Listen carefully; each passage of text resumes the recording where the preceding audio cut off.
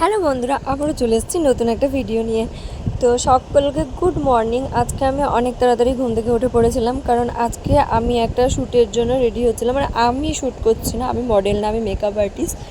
তো আমার মডেল মানে আমার যে মডেল আছে তাকে আমি শ্যুটের জন্য, তাকে রেডি করার জন্য আমি তাড়াতাড়ি রেডি হয়ে গেছিলাম। তো সকালে চা খেয়ে তারপরে স্নান টান করে এই যে দেখো রেডি হয়ে তারপরে বেরিয়ে পড়েছিলাম আমি স্টুডিওতে যাওয়ার জন্য। একটা স্টুডিও বুকিং করেছিলাম, আমরা 4 জন ছিলাম শ্যুটের জন্য, তো সেই কারণে বেরিয়ে পড়েছিলাম। আর এই যে দেখো ব্যাগপত্র নিয়ে একাই ছিলাম টোটোতে। তারপর দুজন এসেছিলো, দুজনে তারা বসেছিল আমার পরে, আমি ওঠার পরে। তো এই যে এটা হচ্ছে আমাদের কাঞ্চনজঙ্ঘা, দেখো। তো ওটা পার করে তারপরে ফাইনালি এই যে রাস্তায় নেমে গেছিলাম আমরা, যেহেতু স্টুডিওটা চিনি না। তো এই যে এই দিদি ওটাও শ্যুট করছিল, তো সেই কারণে আমরা অন্য জায়গায় নেমে পড়েছিলাম। আর এই যে হাঁটতে হাঁটতে যাচ্ছিলাম, সেই কারণে আমরা চিনি না বলে। তো তারপরে এই যে আমরা খুব হাসাহাসি করছিলাম। আর আমাদের ব্যাগগুলো আরও দুজন ছিল, তো ওরা টোটোতে করে স্টুডিওতে নামছিল, তো ওই যে ওদের টোটোতে করে আমরা ব্যাগগুলো পাঠিয়ে দিয়েছিলাম। আর ওই যে স্টুডিওর সামনে ওরা এসে নেমে পড়েছিল। আর এই যে দেখো ব্যাগ, দেখো কত ব্যাগ, সব ব্যাগ নিয়ে ওরা দাঁড়িয়ে আছে।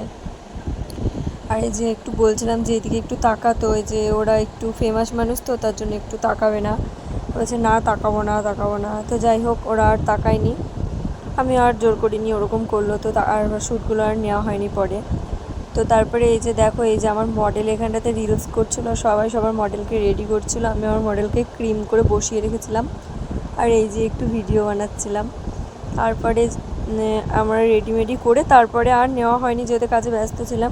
তো তখন মেলায় বেজে গেছিলো, অনেকটা দুপুর হয়ে গেছিলো। তো সেই কারণে খাবার আনতে হোটেলে গেছিলাম একটা রেস্টুরেন্টে। তো ওখানটাতে খাবার পাওয়া যাচ্ছিলো না, অনেক রেস্টুরেন্ট ঘোরার পর এই রেস্টুরেন্টটাই ফাইনালি পেয়ে গেছিলাম।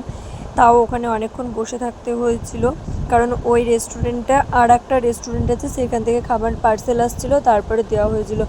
তো অনেকক্ষণই প্রায় বসেছিলাম। তারপরে এই যে দেখো, আমার মডেলকে আমি রেডি করে দিয়েছিলাম। আর হ্যাঁ, রেডি করার পরে আমার মডেলের যে জিনিসপত্রগুলো সবাই নিয়ে নিয়েছিল সব কিছু। তো তার জন্য আমার মডেলকে কিছু আমি পড়াতে পারিনি, আর ওই এমনি দাঁড়িয়েছিল, সবার শ্যুট হয়ে গেছিলো। তারপরে আমার মডেলের জিনিসগুলো নিয়ে আবার আমি পরিয়েছিলাম, তো ওখানে ওরকম এমনিই দাঁড়িয়েছিল। আর এই যে দেখো, মডেলটা সব শ্যুট করতে ব্যস্ত ছিল, আর আমরা বসেছিলাম রেডি করে। যে ফটোগ্রাফার দাদাটা এসেছিলো, তো ওই দাদাটা বাইরে দাঁড়িয়েছিল শ্যুটের জন্য। তো তারপরে ওদিকে ঠিকঠাক করছিল, আর আমরা এই যে বেরিয়ে এসেছিলাম একটু ফুচকা খাওয়ার জন্য। তো এই যে মডেলটাও বেরিয়ে এসেছিলো, আর দেখো মডেলটা যখন ফুচকা খাচ্ছিলো, রাস্তাতে এমন কোনো লোক নেই যে ওদের দিকে তাকায়নি। মানে কি হচ্ছে ব্যাপারটা, সবাই ওদের দিকে তাকাচ্ছে এরকম।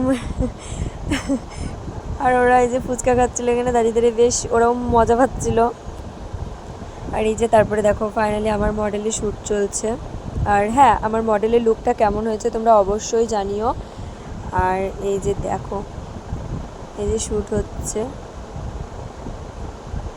আমরা 4 জন ছিলাম। তো শ্যুট করার পরে তারপরে এই যে বাড়ি আসার জন্য বেরিয়ে পড়েছিলাম আমি। আর হ্যাঁ, আমার সেই দিন অনেক কিছু আমার সাথে হয়ে গেছিলো, তো সেগুলো আর শেয়ার করলাম না, পরে অন্য একদিন শেয়ার করে দেবো। কি বলো তো, কোনো মানুষকে না কখনোই আপন ভাবতে নেই। তুমি যাকে আপন ভেবে মানে রাখবে, সেই তোমাকে সব থেকে বেশি কষ্ট দেবে, এটা বাস্তব।